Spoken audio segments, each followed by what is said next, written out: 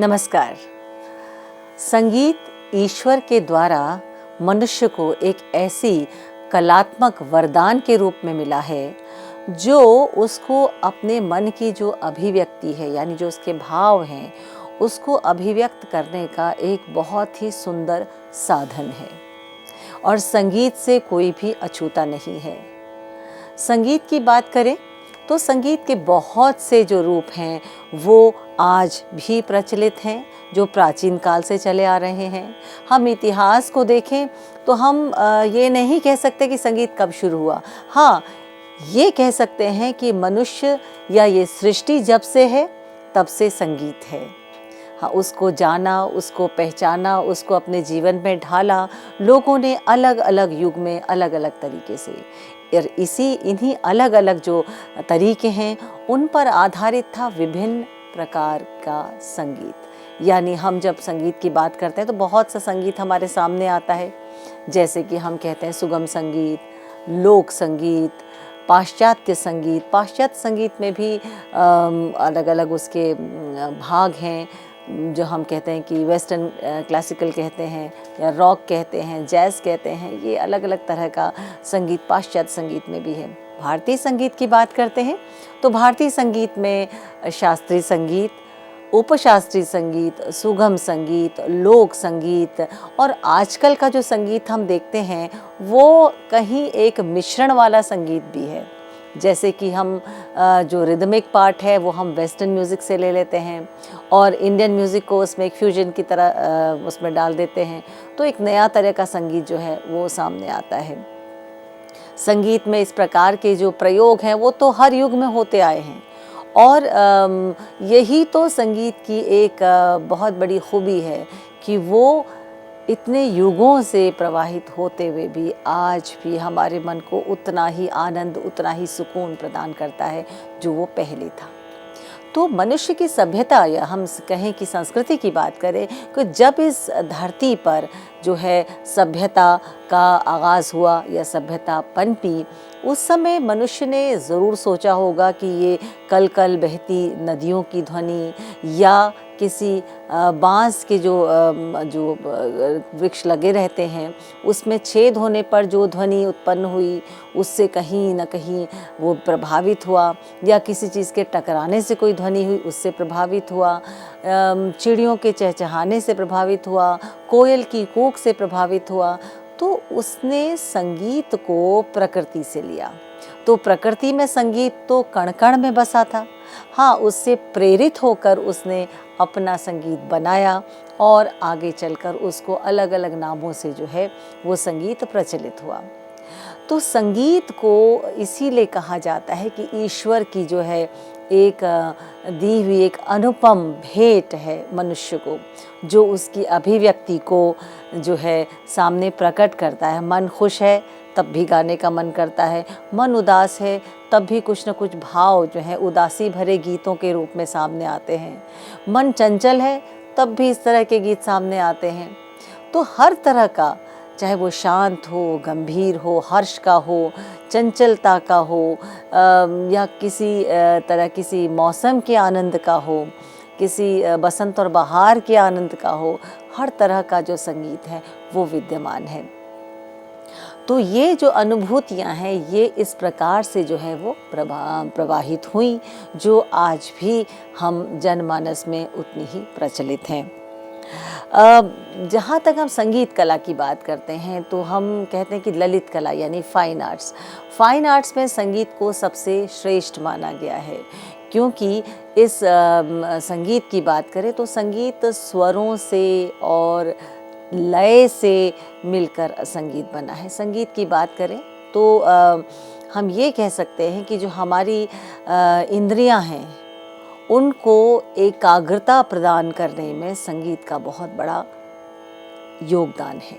यानी कि संगीत हमें बाहरी जितने भी आकर्षण हैं उन आकर्षणों से हमें कहीं अलग ले जाकर हमारी इंद्रियों को एकाग्रचित्त करके जो है उन स्वरों लहरियों में जो है वो खो जाता है। तो हम कहें कि ये संगीत है। तो इसीलिए आजकल बहुत से एक्सपेरिमेंट्स भी हुए हैं कि साइकोलॉजी डिपार्टमेंट में बहुत एक्सपेरिमेंट्स हुए हैं कि संगीत जो है, चिकित्सा विभाग की भी बात कहूँ, कि मनुष्य को एकाग्रचित्त करने में संगीत बहुत सहायक है। हम दूर कहाँ जाएं, हम कोविड की बात करते हैं। जब कोरोना पूरे विश्व में फैला तो वो समय था जब लोगों ने संगीत के द्वारा या संगीत को एक साधन मान के अपने आप को उस प्रकार के एक तनाव से जो है वो दूर करने की या उससे मुक्त करने की जो है कोशिश की, और संगीत उसमें बहुत सहायक हुआ। बहुत से ऐसे कलाकारों को, विद्यार्थियों को जो है संगीत सीखने का, कलाकारों को संगीत सिखाने का, संगीत का अभ्यास, रियाज का समय, या ऐसे जो संगीत के जिज्ञासु हैं, संगीत को बहुत पसंद करते हैं या उनको ये मौका नहीं मिला कि वो अपने जीवन काल में संगीत को सीख सके, या ऐसा कोई साधन नहीं हो पाया जिससे कि वो संगीत को सहज रूप से उसको सीखने का उनको मौका मिले, तो उन्होंने इंटरनेट के द्वारा, आजकल तो बहुत इंटरनेट की बहुत सुविधाएं विश्व भर में है, तो दूर दूर देहातों में भी या विश्व के किसी भी कोने में लोगों ने इंटरनेट के द्वारा, ऑनलाइन जो है माध्यम के द्वारा संगीत को जाना, संगीत को सीखा, संगीत के विषय में अपनी जानकारी को बढ़ाई। बहुत से विद्यार्थी जो हैं वो अक्सर ये प्रश्न करते हैं कि जब हम संगीत की बात करें, भारतीय संगीत की बात करें, तो भारतीय संगीत की धारणा में एक विषय आता है जो रागों के अंतर्गत, क्योंकि इस भारतीय संगीत को रागदारी संगीत कहा जाता है। शास्त्रीय संगीत की मैं बात करूं, उनका एक प्रश्न अक्सर आता है कि जो शुद्ध और छायालग और संकीर्ण राग क्या हैं। तो ये विषय लेकर आज मैं आपके सामने उपस्थित हुई हूँ कि शुद्ध, छायालग और संकीर्ण ये राग क्या हैं। तो सबसे पहले थोड़ा सा हम इसका एक हिस्टोरिकल बैकग्राउंड आपको बताने का प्रयास करते हैं, क्योंकि एकदम से हम शुद्ध, छायालग या संकीर्ण विषय पर आएंगे तो शायद वो उतना सहज रूप से समझ आने में थोड़ा सा मुश्किल होगी, या हम कहें कि हम थोड़ा सा इसका पहले बेस ले लें या इसका थोड़ा सा हिस्ट्री ले लें तो हमें बहुत अच्छे से स्पष्ट रूप से ये समझ में आएगा। शुद्ध, छायालग और संकीर्ण। शुद्ध जैसे हम कहते हैं प्योर, यानी किसी चीज़ को शुद्ध रूप में प्रस्तुत करना। छायालग यानी छाया का लगना, यानी किसी चीज़ की छाया लगना, किसी और राग की छाया लगना, उसको छायालग कहते हैं। और संकीर्ण यानी कि मिला जुला, यानी कि किसी कुछ रागों का जो सम्मिश्रण है, एक मिश्रण जिसे कहा जाए, संकर जिसे कहा जाए, उसको हम संकीर्ण कहते हैं। अब हम बात कर जब इसकी करते हैं शुद्ध, छायालग और संकीर्ण रागों की, तो ये एक राग वर्गीकरण का एक बिंदु ये भी है। राग वर्गीकरण से पहले मैं थोड़ा सा इतिहास की ओर जाऊंगी। संगीत की बात करें तो संगीत को सम्यक गीतम कहा गया है, यानी कि सम्यक यानी भली भांति या मिलकर गाया जाने वाला गीत। बहुत से विद्वान कहते हैं कि संगीत में जो सम है वो, हाँ, भली भांति गाया गया कोई गीत जो है वो सम्यक है, सम्यक गीतम। लेकिन सम का अर्थ कुछ विद्वान जो है वो साथ लेकर चलना या मिलकर चलने से भी होता है, यानी कि साथ किसको लेकर चले, यानी गायन है तो वादन और नृत्य को भी साथ लेकर चले। इसीलिए पंडित शारंग देव ने संगीत रत्नाकर में कहा है कि गायन, वादन और नृत्य ये तीनों मिलकर संगीत हैं। गीतम, वाद्यम तथा नृत्यम त्रयम संगीतम उच्यते, ऐसा उन्होंने कहा है। तो सो जो विद्वानों ने ये बात कही कि साथ लेकर चलना, तो मुझे लगता है कि ये जो एक संक्षिप्त परिभाषा कि संगीत में गायन, वादन और नृत्य ये तीनों मिलकर संगीत कहते हैं, तो यहाँ पर ये शायद उस साथ लेकर चलने वाली बात से ही है। संगीत रत्नाकर में भी कहें तो इससे पहले हम थोड़ा सा ये समझ लें कि जब हम इतिहास की बात करें तो भारतीय संगीत की दो धाराएं, एक तो मार्गी संगीत और दूसरा देशी संगीत। मार्गी संगीत और देशी संगीत की बात करें तो मार्गी संगीत जो है अनादि है, अपौरुषेय है, पवित्र है और अपरिवर्तनीय है, वो विशिष्ट है। तो मार्गी संगीत का जो एक लक्ष्य था वो था ईश्वर प्राप्ति, यानी जो एस्टीम पावर है उससे अपने आप को जोड़ना, या कहें कि मोक्ष की प्राप्ति, साधारण शब्दों में हम कहते हैं मोक्ष की प्राप्ति। मार्गी संगीत बहुत पहले, जो उसको कहें कि वैदिक काल में भी मार्गी संगीत जो था विद्यमान था। जिस समय वेदों का पाठ किया जाता था, तो हम वेद की बात कहें तो वेद 4 हैं, आप सभी को पता है, ऋग्वेद, सामवेद, यजुर्वेद और अथर्ववेद। तो इसमें जो सामवेद है, सामवेद के समय ही कहते हैं कि जो स्वर हैं उनकी उत्पत्ति हुई थी, यानी अवरोहात्मक रूप में म ग रे सा ध नि प, ये इसका स्वरूप था। तो जहाँ पर निषाद और गांधार जो है वो, यदि आज के समय से हम उसकी तुलना करें तो निषाद और गांधार जो है वो कोमल, यानी उस समय उन्हीं को शुद्ध माना जाता था, लेकिन वो कोमल, जो कि आज का काफ़ी थाट के स्वरों को इंगित करता है। और हम कहें कि म ग रे सा ध नि प, यानी बागेश्वरी राग का जो अवरोह है वो इससे मेल खाता है। तो वैदिक समय में जो सामगान किया जाता था, सामगान का गायन होता था, यज्ञों के समय होता था, तो उस समय भी उसका एक ध्येय होता था, वो था कि वो ईश्वर प्राप्ति, ईश्वर को समर्पित, ईश्वर को प्राप्त करने के लिए, ईश्वर तक पहुंचने का एक माध्यम। तो ये सामगान के ऋचाओं के गान के द्वारा संभव करने का प्रयास किया जाता था। बहुत से लोग ये भी मानते हैं कि मार्गी संगीत उस समय था, आज मार्गी संगीत नहीं है। मार्गी संगीत की जो ऐतिहासिक तथ्यों के अनुसार वेदों के ज्ञाता ब्रह्मा थे, ब्रह्मा ने इसको शिव को प्रदान किया। शिव ने भगवती सरस्वती को, और सरस्वती ने नारद को दिया। नारद के द्वारा ये गंधर्व जो हैं, किन्नर और अप्सराओं को ये प्रदान किया गया। भरत मुनि, जिन्होंने कि नाट्यशास्त्र की रचना की, नाट्यशास्त्र जिसे कि पंचम वेद कहा जाता है, भरत मुनि ने इसको जो है इन्हीं से प्राप्त किया, ऐसा माना जाता है, ऐसा उन्होंने स्वयं कहा भी। तो इसके बाद उन्होंने ये विद्या प्राप्त करने के बाद उन्होंने महादेव के सम्मुख इसको प्रस्तुत किया। तो मार्गी संगीत का जो ध्येय है, जैसे मैंने कहा, ईश्वर प्राप्ति की।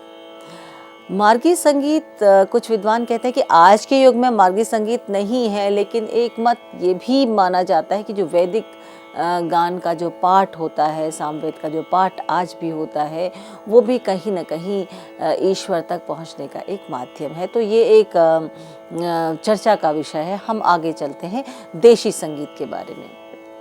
देशी संगीत, जैसे कि शब्द ही बताता है, देशी यानी देश से संबंधित, यानी अलग अलग देश में प्रचलित होने वाला जो वहाँ के का जो संगीत है उसे देशी संगीत कहते हैं।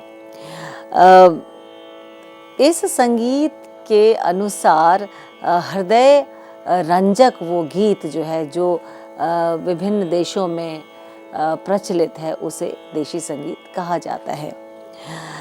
देशी संगीत जो है उसका एक जो सबसे इम्पॉर्टेंट फैक्टर है वो है उसका मधुर होना, है ना, मधुर होना। उसमें जहाँ मार्गी संगीत की बात है, मार्गी संगीत में नियम बहुत कड़े थे। मार्गी संगीत में नियमों में कोई फेरबदल नहीं हो सकता था। जो वैदिक गान था वो उसी प्रकार से होता। अब देशी संगीत में जो है परिवर्तन जो है वो उसके चांसेस थे, यानी कि परिवर्तन था, तभी तो आज भी वो संगीत अलग अलग रूपों में हमारे सामने है, विद्यमान है। और परिवर्तन हर काल में होता रहा है, परिवर्तन आज भी हो रहे हैं। लेकिन एक नियम के तहत, यानी कि परिवर्तन कहीं से भी कर लिया जाए, परंतु उसकी जो सबसे महत्वपूर्ण जो उसका एक नियम है वो है कि वो मधुर होना चाहिए, वो चित्त का रंजन करना चाहिए, वो कर्णप्रिय होना चाहिए। तो रही बात अलग अलग देशों की बात करें तो हम भारत की ही बात करते, तो भारत में उत्तर भारतीय संगीत है, दक्षिण भारतीय संगीत है, लोक संगीत भी है, अलग अलग तरह का संगीत है। तो देशी संगीत जो है उसमें नियमों में शिथिलता है। मैं देशी संगीत, क्योंकि हम शास्त्रीय संगीत की बात करें, देशी संगीत की बात करें, इसका सबसे पहला वर्णन जो है वो मिलता है मुनि मतंग की ग्रंथ बृहददेशी में। बृहददेशी में जो वर्णन किया गया है, उन्होंने देशी संगीत के अंतर्गत उन्होंने कहा है कि राग शब्द का वर्णन उन्होंने सर्वप्रथम किया है। राग जो है उसकी परिभाषा जो है वो मतंग मुनि ने बृहददेशी में सबसे पहले कही है। और राग की परिभाषा करते हुए उन्होंने कहा है कि स्वर वर्ण से विभूषित ऐसी एक रचना जो चित्त का रंजन करे। तो चित्त का रंजन तो स्वाभाविक है कि कर्णों से, हमारे कर्णेंद्रिय जो हैं उससे ही हमारे चित्त तक पहुँचेगा, तो चित्त का रंजन करे, ऐसा उन्होंने राग के विषय में कहा है। राग की परिभाषा उन्होंने दी है और उसमें स्वर यानी सारेगामा पधनी जो 7 स्वर हैं, और वर्ण की जो बात करें उन्होंने 4 वर्ण बताए हैं। इनमें स्थायी वर्ण, आरोही, अवरोही और संचारी वर्ण। स्थायी मतलब एक स्वर को लगातार सा सा सा सा सा सा रे रे रे रे रे रे गा गा गा गा गा गा, तो एक ही स्वर को हम बार बार गा रहे हैं, तो वो स्थायी हुआ। आरोही वर्ण यानी आरोह में सा रे गा मा प द नी, नीचे से ऊपर जा रहे स्वरों को गा रहे हैं, आरोही वर्ण। अवरोही यानी सा नी द प म ग रे सा, तो ये अवरोह यानी डिसेंडिंग ऑर्डर, ऊपर से नीचे की तरफ आना। एक है संकीर्ण जिसमें कि इन तीनों का मिश्रण है, यानी सा रे गा गा गा गा मा प द नी नी द प म ग ग ग ग रे रे रे गा म ग रे सा। तो आप देखिए इसमें एक मिक्सचर है, कहीं मैंने स्थायी वर्ण का इस्तेमाल किया, कहीं आरोह का किया, कहीं अवरोह का किया है, तो इसका जो कॉम्बिनेशन बनता है वो संचारी वर्ण में है। ऐसा मतंग मुनि के द्वारा जो वर्णन किया उसके विषय में बताया है। लेकिन बहुत अधिक उसमें राग के बारे में डिस्क्रिप्शन हमें नहीं मिलता। राग के जहाँ तक बात करें कि 13वीं शताब्दी तक जो है, जो भरत मुनि ने जाति गायन का वर्णन किया है, उसके बाद मतंग मुनि ने राग की परिभाषा बताई है, उसके बाद उसी प्रकार से चला है।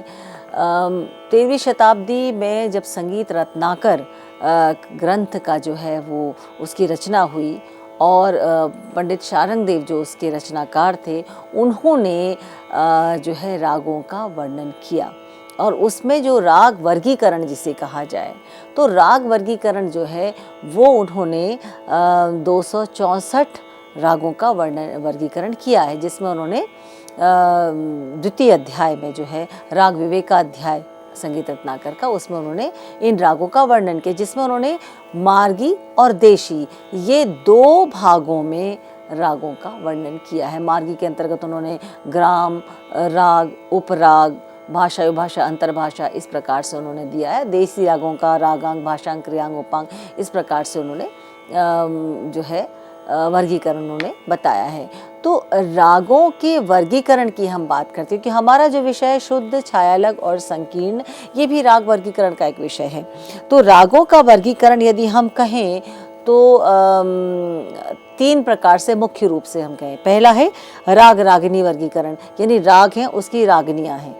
दूसरा है शुद्ध, छायालग और संकीर्ण, जो मैं आज विषय आपको बताना जा रही हूँ। और तीसरा है जाति, जिसमें औडव, षाडव और संपूर्ण, इन जातियों का के अंतर्गत राग का वर्णन किया गया है। अब प्राचीन जो राग हैं, देखिए जब विषय आता है राग रागिनी वर्गीकरण क्या है, इसके विषय में थोड़ा सा मैं यहाँ प्रकाश डालना चाहूँगी, फिर मैं दूसरे मुख्य विषय पर आती हूँ। राग रागिनी, राग की रागनियाँ हैं और उनके पुत्र भी हैं और उनकी पुत्र वधुएं भी हैं। ये राग रागिनी जो है वर्गीकरण माना जाता है। अब इसमें 4 प्रकार के मत हैं, शिव मत, भरत मत, कल्लिनाथ मत और हनुमत मत। ये 4 प्रकार के मत हैं। तो इसके अंतर्गत जो क्लासिफिकेशन ऑफ राग हुआ, यानी रागों का जो वर्गीकरण हुआ है, वो देखिए किस प्रकार से 6 राग माने गए हैं, जिसमें कि शिव मत के अनुसार श्री, बसंत, पंचम, मेघ, भैरव और नट नारायण, ये 6 राग आते हैं। भरत मत के अंतर्गत भैरवी, मालकोस, हिंडोल, दीपक, श्री और मेघ, ये 6 राग आते हैं। कलिनाथ मत के अंतर्गत श्री, पंचम, भैरवी, मेघ, नट नारायण और बसंत आते हैं। हनुमत मत के अंतर्गत भैरवी, मालकोस, हिंडोल, दीपक, श्री और मेघ, ये आते हैं। इनकी आगे 6 रागनियां हैं, 6 राग 36 रागनियों की जो बात की जाती है। क्योंकि मेरा विषय इस समय दूसरा है, तो मैं आपको इसका एक इंट्रोडक्शन दे रही हूँ, क्योंकि ये बहुत ज़रूरी है जानना। अक्सर विद्यार्थी कई बार कंफ्यूज हो जाते हैं कि वर्गीकरण कितने प्रकार के हैं, है ना। वर्गीकरण जो है वो इस वर्गीकरण को माना जाए या दूसरे वर्गीकरण को माना जाए, तो ये थोड़ा सा एक कन्फ्यूजन उनमें होता है। तो इस बात को कि ये 4 मतों के अनुसार राग रागनी वर्गीकरण है। अब दूसरा जो वर्गीकरण आता है वो है शुद्ध, छायालग और संकीर्ण। शुद्ध, छायालग और संकीर्ण, जैसे मैंने शब्द आपको बताया, शुद्ध मतलब प्योर, जैसे हम कहते हैं शुद्ध देसी घी, है ना। छायालग यानी छाया का लगना, रागों की बात हो रही है तो स्वाभाविक है किसी और राग का लगना। तीसरा है संकीर्ण यानी मिक्सचर, यानी 2 या 2 से अधिक रागों का मेल जहाँ पर होता है उसे संकीर्ण कहते हैं। इस विषय को हम अपने अगले भाग में इसी प्रकार से जारी रखेंगे। इस पहले सत्र को यहाँ पर संपन्न करते हैं। नमस्कार।